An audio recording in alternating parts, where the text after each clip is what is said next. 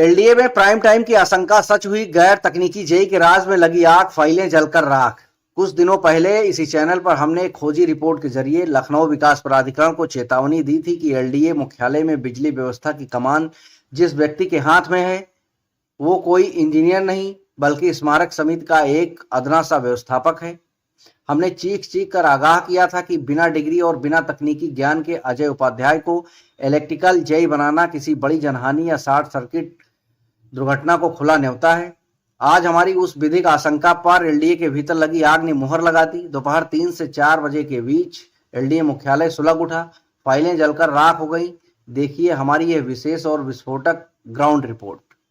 इसे कहते हैं खोजी पत्रकारिता की सबसे बड़ी विधिक जीत और एलडीए के अफसरों के गाल पर करारा तमाचा। लखनऊ विकास प्राधिकरण का विपिन खंड स्थित मुख्यालय, जहां हर समय हजारों की तादाद में आम जनता और कर्मचारी मौजूद रहते हैं, आज दोपहर एक बड़े हादसे का गवाह बनते बनते बचा।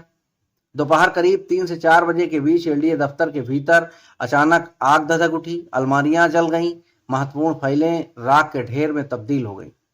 लेकिन एलडीए प्रशासन अब इस पूरे मामले पर पर्दा डालने में जुट गया है।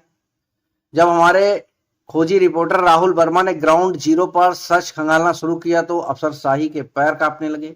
खुद तथा कथित इलेक्ट्रिकल जेई अजय उपाध्याय ने कैमरे के पीछे फोन पर यह स्वीकार किया कि आग लगी है, लेकिन जब कारण पूछा गया तो साहब की बोलती बंद हो गई। हो भी क्यों ना, स्मारक समिति के मैनेजर से रातों रात इलेक्ट्रिकल इंजीनियर बने अजय उपाध्याय को आखिर शॉर्ट सर्किट और लोड कैलकुलेशन का ककहरा पता हो तब वो कारण बताएं। गनीमत रही कि कोई जानमाल का नुकसान नहीं हुआ, वरना एलडीए की इस लापरवाही की कीमत मासूम जनता अपनी जान देकर चुकाती। खेल यहीं खत्म नहीं होता है। जब इस शॉर्ट सर्किट कांड पर विद्युत यांत्रिक के अधिशासी अभियंता मनोज सागर को फोन मिलाया गया तो उन्होंने फोन उठाना मुनासिब नहीं समझा। वहीं सिविल का काम देखने वाले जेई आशीष श्रीवास्तव तो बेशर्मी की हद पार करते हुए सीधे तौर पर घटना से ही मुकर गए। सवाल यह है कि अगर एलडीए दफ्तर में कुछ जला ही नहीं तो अफसरों के चेहरों पर ये हवाइयां क्यों उड़ रही हैं? क्या आग महकमे के भीतर चल रहे किस काले कारनामे और किन महत्वपूर्ण फाइलों के सबूत मिटाने के लिए लगी है या लगाई गई है? मुख्यमंत्री योगी आदित्यनाथ के जीरो टॉलरेंस वाले प्रदेश में एक गैर तकनीकी व्यक्ति को संवेदनशील वीआईपी बिल्डिंग की बिजली व्यवस्था सौंपना सीधे तौर पर एक आपराधिक कृत्य है। आज सिर्फ अलमारियां और फाइलें जली हैं, कल को कोई बड़ी मानवीय त्रासदी हो गई तो क्या एलडीए के वीसी साहब इसकी जिम्मेदारी लेंगे?